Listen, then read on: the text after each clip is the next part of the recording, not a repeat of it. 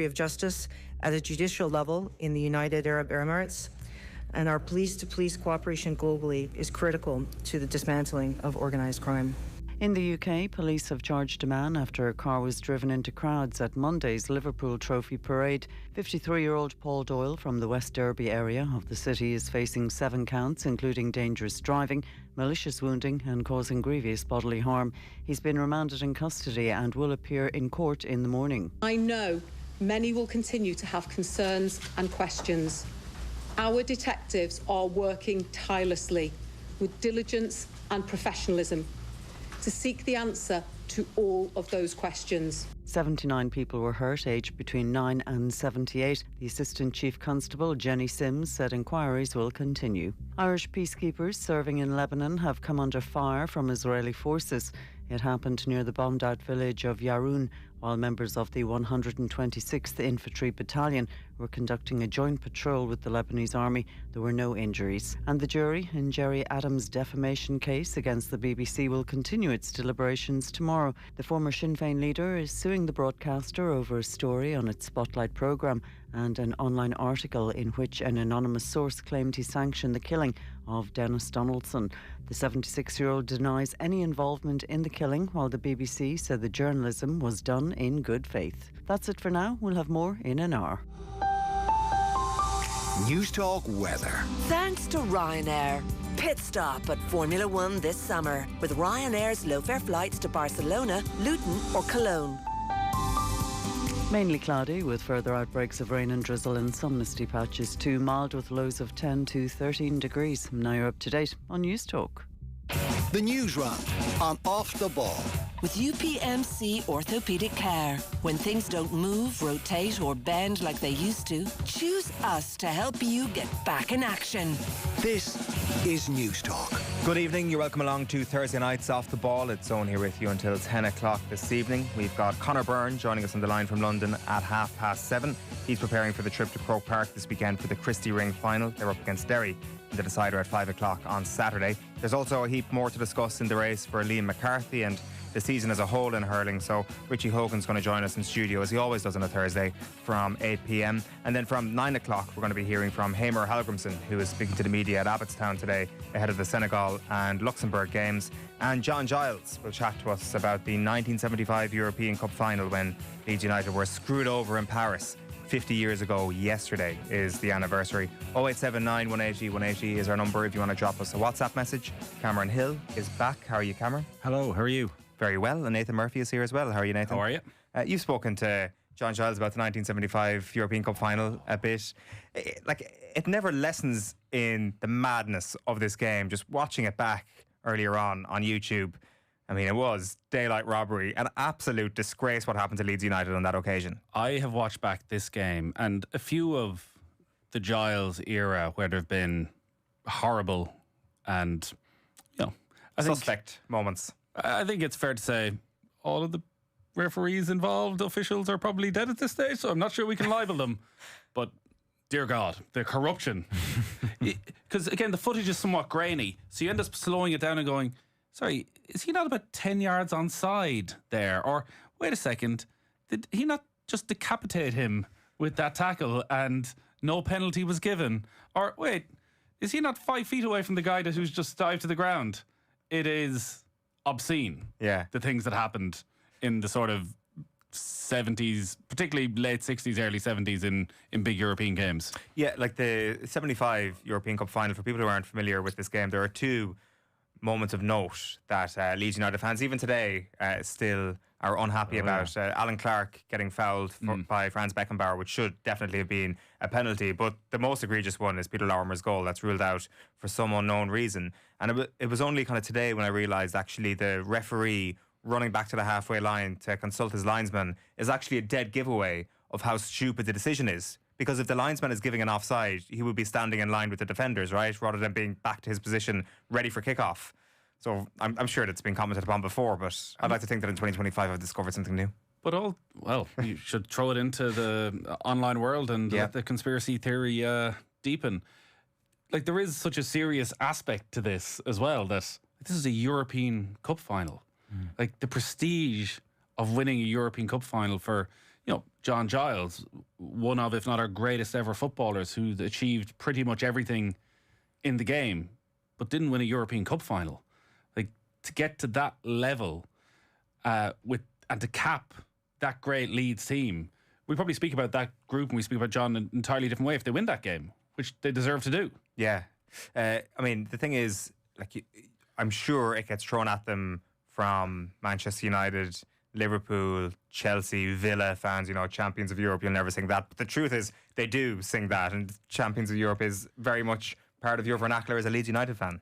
Yeah, indeed. We decide that, no matter what BAR, Beckenbauer assisted referee, would say on that day. I've been sitting on that for... Wow. That just came to me there. I'm that witty. That's your best work. No, thank you very much. Yeah, here we go. 4 years into it? No, just... Leeds have no shortage of European heartbreaks over that period, especially with that great team, and that was like the culmination of all those sorts of heartbreaks on the European front. Like, Revie was gone by that stage. I don't think Leeds reach another final for another 20 years after that. So, with the League Cup in '96, so that did feel like the end of an era. The '80s were not especially kind to Leeds United.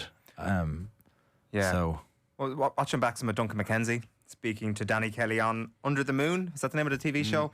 He was saying that, first of all, he wasn't happy to be left out of the squad that day, that it was a Don Revie team that was sent out there, as a tribute to him from Jimmy Armfield. And he also mentions in that interview with Danny Kelly that Don Revie was asked to lead the team out. I don't think John Giles agrees with that version of events, let's just say. No, is this... well, it's not spoiler alert, because when I spoke to him, I might have been on the 40th anniversary when I spoke to John, and I put the quote, I hope John went with the same line. He said, "Who said that?" Which, in John's tone, which people will hear later on. And I said, Duncan McKenzie said that. I listened to the recording earlier. Duncan McKenzie, wouldn't believe that, and he tells you. I was like, what a cut down of Duncan McKenzie. That is the most cutting thing that John Giles can utter towards you. Like, the one question mark about obviously the refereeing was horrific in that final, and there is a long list of woe from English teams who were screwed over, which would imply that everybody else was up to dirty tricks, but the English were just beautiful football people. Dates back to '66. They never let it go, the rest of Europe. Yeah, well, also in that same game, I mean, there's an absolutely horrendous challenge from Terry Oreth on Bjorn Anderson, whose career basically gets ruined as a result of that. He was in hospital for 4 weeks as a result of the injury he sustained. He gets taken from Paris, gets brought back to Munich, and he's in there for weeks and weeks, and his career is never the same. And it's I think Beckenbauer is one of the only people on the pitch who actually notices this and kind of says to the referee, he absolutely took him out there. Like, when you look at a match report from 1975 and there's been a 4-minute substitution, something has gone badly wrong. And Terry Oreth, it's just a sickening challenge on Bjorn Anderson, and maybe the referee was just trying to even it up. He's gone quiet on the old BAR now, hasn't he? Yeah. Don't remember that one. It's been a tough couple of weeks in terms of, obviously Leeds are gone back up, but Sunderland won the playoff final, and my dad was saying, out of the two teams, I would have thought Sheffield, you wouldn't want Sheffield United to go up, and he said, no, Sunderland, 73, never forget them. Of course, yeah. So, yeah, tough couple of weeks after what should be a euphoric moment for Leeds United, so spare thought for us. Yeah, for sure. The Newsround is here with you thanks to UPMC Sports Surgery Clinic. When things don't move, rotate or bend like they used to, choose us to help you get back in action. And you are starting with football this evening, Cameron. Yeah, Seamus Coleman and Sammy Smaddox are out of the latest Republic of Ireland squad. Both players dealing with injuries following the conclusion of the Premier League season on Sunday. So Andrew Moran has been added to the squad for those upcoming friendlies against Senegal and Luxembourg. Ireland boss Heimir Hallgrimsson says it's a blow not to have the experienced Coleman around. He is a leader in this squad, and you cannot have his experience in many players. So it's just his experience, his leadership skills is one thing, but his quality as a player is another thing as well, and been playing at the highest level for such a long time. So it's a shame for me, and of course the national team, not to have him around. But hopefully, there will come another time for him. Hopefully he will just use the off season and come fit and flying. I know he's going to be at Everton. That's in whatever role, maybe a little bit more leadership role. But is for him to answer if he is going to continue playing or not. Is his decision, but I'm hoping, and I know the Evertonians are hoping he will continue playing. Does more leadership role mean coaching role? That's what we're all wondering. David Moyes hinted at this as well, that there would be some step towards a coaching role for Seamus Coleman. Like, Seamus, I think, is openly raging against the dying of the light and like does not want to end his playing career, and has always got quite angry when you would suggest the retirement question for club or country. So I would feel that he's missed so much football over the last few years that he would want to keep on going. And again, that carrot of a potential World Cup, you'll know by Christmas where we are. So why stop now? You know, if he can play and be around the first team squad for Everton and still training to a high level, you know, I'm sure if he felt he was being a bit part player, he wouldn't want that either. But I think he would back himself to, if he could stay fit, to force himself into the squad. Yeah, it would be a fairy tale if Ireland qualified for the World Cup on a multitude of levels. But let's make a long list of the reasons us qualifying for a World Cup would be a fairy tale. Yeah. As like the injury obviously puts a different complexion on it, but between Hallgrimsson and Moyes a couple of weeks ago, like they seem to be seeing some writing on the wall here and are talking him off a figurative age. Well, in saying that, he was in the squad when it was named 3 weeks ago, so he obviously by then was intending to keep playing. I don't think this was a one last night against Senegal at the Aviva and we all wave him goodbye. And the fact that they are allowed talk like that would suggest conversations have been had of him moving into some form of a coaching role, because I've said to you before, I interviewed him the last day of last season and he hadn't signed his contract, and I put it to him. There was reports in the paper of similar to this, it might be a coaching, and he was not happy with the questioning. It was, no, I'm a player. That's all I'm going to be. There will be no coaching involved.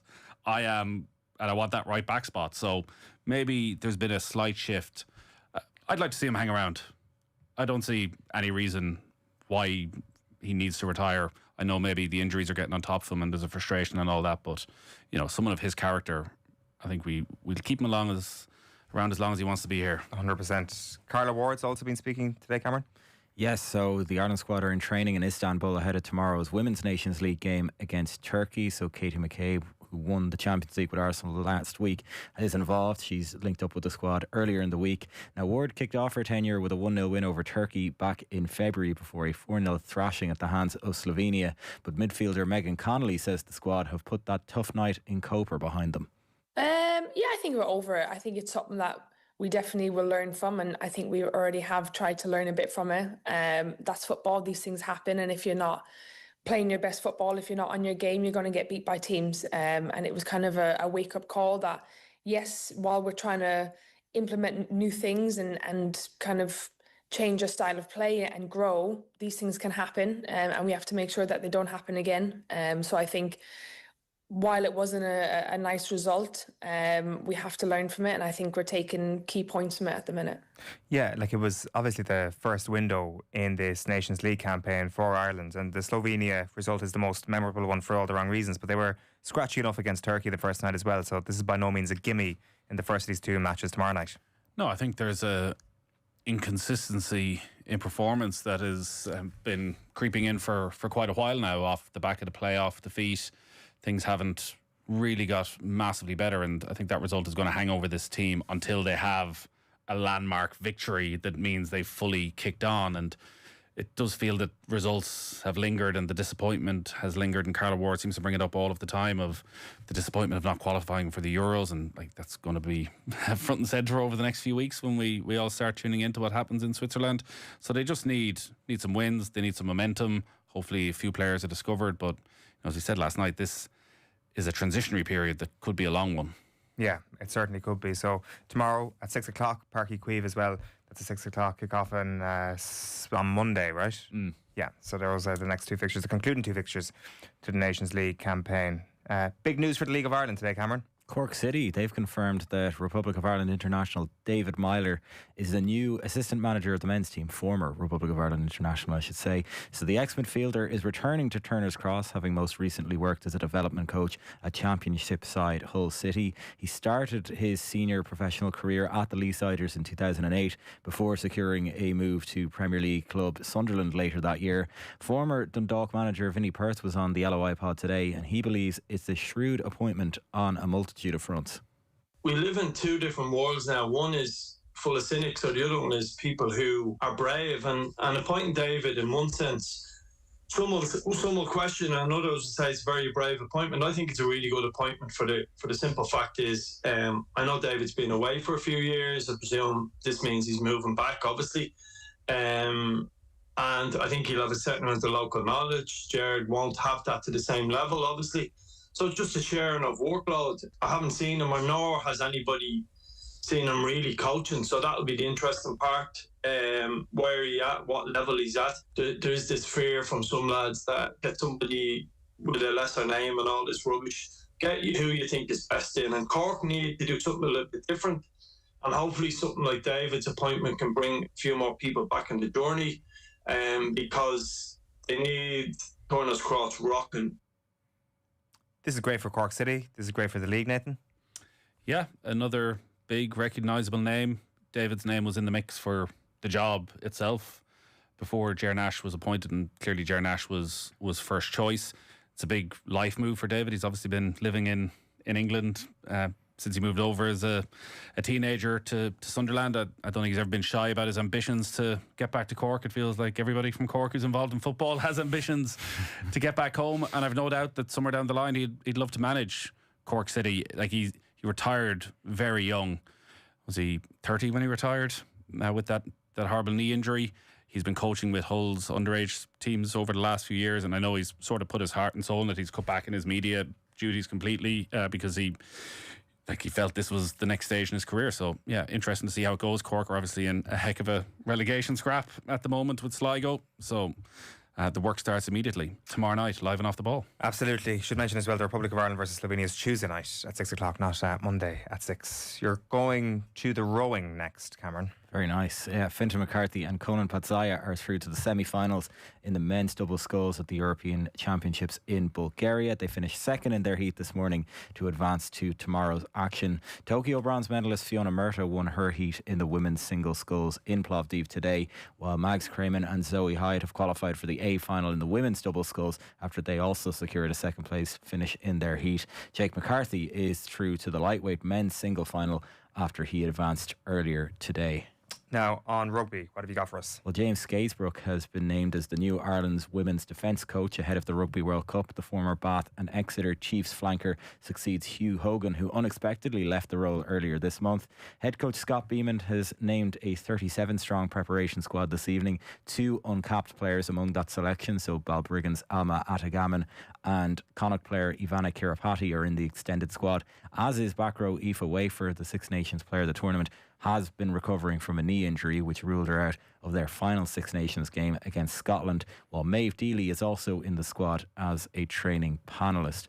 And just to mention, Luke Littler plays Gerwin Price in the semi-finals of Darts' Premier League tonight. In fact, they've just gotten that match underway. The other semi-final at the O2 in London involves Nathan Aspinall and Luke Humphreys. Both matches are the best of 19 legs. Nathan's like, why is this so deep into your script? Why was this not top story? Has to be top story. If we get a repeat of Littler or Humphreys from last year when Littler had the 9-darter to win it, one of the great nights of darts. It's sort of a perfect, the summer is really starting when those dark nights and the first few weeks of the Premier League, when it was the best thing on TV on a Thursday night, whereas now we're just an avalanche of sport at the moment. Yeah. And it sort of trickles to an end. Like the first few weeks are the best weeks of the Premier League. I think there's going to be about 20,000 people there tonight. Littler's sort of broken every record of how many nights you can win and all that sort of stuff. So I'm getting behind a Littler Humphreys final. Is the Premier League darts much inflated compared to a few years ago? Like, it starts the same time as the Six Nations and it's still going. I thought it lasted around the same time as the Six Nations. No, there's 18 regular nights. That's when back in my day when it first started. That's why every time they go, nobody has ever won this amount of nights before. It's like nobody's ever played this amount of nights before. It's obviously something that's really working, and it's been a massive hit. Well, you cannot get tickets for love nor money. It's my 12-year-old's birthday this week, and this was the dream to go to the O2. That or go to Liverpool. Like, his dreams are lofty. Tickets that things are impossible to get. Liverpool on the final day of the season, or the Premier League darts at the O2, both of which were impossible to get tickets for. Premier League darts in Dublin sells out in 2 minutes. It's the day it goes on sale, it's gone. Yeah, and it doesn't seem to be waning in any way. In fact, I think there's a real desire in Ireland to get a second darts event, get the World Match Play back, get something down in City West or some other venue that people can go rather than just the Premier League. But every single night of it is a complete sellout, despite the fact it's the same 8 guys playing every single night of it. But is that the reason why it's been so successful? There is a familiarity to it. There is a familiarity. I just think it's taken on a life of its own. It's a night out. It's a bit of crack. Yes, you couldn't really sell it out if you were saying, oh, God knows who's going to turn up this week. But you've Littler, you've Humphreys, you've Van Gerwen, you've Price. You're guaranteed 8 of the biggest stars. And is the sense that last year and this year the Premier League has just gone to ridiculous new heights because of Littler, or would it have happened I think without darts in general has gone to new heights because of Littler. You look at the increase in prize funds for the World Championship. They're increasing the number of players for the World Championship as well, which, again, World Cup style, will it dilute the quality? It means it's going to end up starting probably a week earlier. You're into round of 128. We're waiting longer to see the best players play. But like, Littler is having that Tiger Woods style effect on the sport, whereas the rising tide is lifting absolutely everybody. And I just wonder how quickly it gets to a stage where, you know, his people realise, okay, Premier League darts, yeah, maybe my fee might be slightly different to everybody else here. Or like a live style breakaway, Luke Littler on his own, just playing whoever comes along on a given week. And is the sense that, like, your son will go into school now tomorrow and everybody will have been watching this previous, has it got to that level of like a football-esque? The problem they have is it's obviously quite late at night, so it doesn't finish till near 11 o'clock, so they're losing the youth audience. Yeah. Oh no, is there not that added guilt edge that it's like, I also stayed up late for this? Oh well, there will such be. a prestige. Tonight might be an exception, you know, school's coming to an end quite soon. Summertime's arrived, the birthday, let him stay up. But no, there is that. I'm sure there's a few who come in and like, I stayed up to watch the big one. I think he was allowed to stay up the night of the Dublin one just to watch on TV. But it doesn't finish till about 11 o'clock. Yeah. But he tunes in to, you know, the League every morning on a Friday. Does he? Yeah. To get the results. Yeah, as we all do. So Phil will have your... Sits by the transponder. Yeah, Phil will have all your darts news tomorrow from 7:30. Do you want to give us the tennis scores before we wrap up, Cameron? Yeah, busy day at the French Open. So men's world number 1, Yannick Sinner, is through to the third round. He beat French veteran Richard Gasquet in straight sets at Roland Garros this afternoon. That brings to an end Richard Gasquet's illustrious career. Another men's seed fell today after Kazakhstan's Alexander Bublik came from 2 sets down to win 3-2 against 9th seed Alex de Minaur. 6th seed Novak Djokovic is currently 2 sets up on Corentin Moutet, while in the women's singles, 2nd seed Coco Gauff progresses after beating Teresa Valentova by 2 sets to love, while 7th seed Madison Keys eased past Katie Boulter in straight sets. We actually do have time just for maybe 1 or 2 more bits and pieces, because I know that there's plenty of golf news happening today as well, and I know Leona Maguire is just on the course. Yeah, she's just teed off her first round at the second major championship of the LPGA season. That's the Women's US Open in Wisconsin. Lim Kim of Korea out in front on 5 under at Erin Hills, while Shane Lowry is 4 shots off the lead, in fact, on day 1 of the Memorial in Ohio. So he carded his opening round in the last few minutes to sit on 3 under par. It's Ben Griffin out in front and the clubhouse leader on 7 under. Ben Griffin won last Sunday night on tour, his first individual win. Brilliant, interesting story. Quit golf 3-4 years ago, went back working, I think it was an insurance company, and eventually found the love again and has 2 wins, won the team event as well, and is back. No Rory McIlroy is probably the story of, it's one of these signature events. We thought all the best guys would show up all the time. But Rory is taking another week off. He's going to play the Canadian Open next week ahead of the US Open. Yeah, so Rory McIlroy will come out from his hibernation, his media blackout. I think it's, talking to some people who were there this week, everyone's finding it a bit strange that, like, this was the best sporting event of the year. He's he should be in the honeymoon period, and then you have this weird USPGA where he ends up not really being a factor, not talking to anybody, doesn't do any media, then he doesn't turn up at the signature events. Yeah. Feels like we need more of him.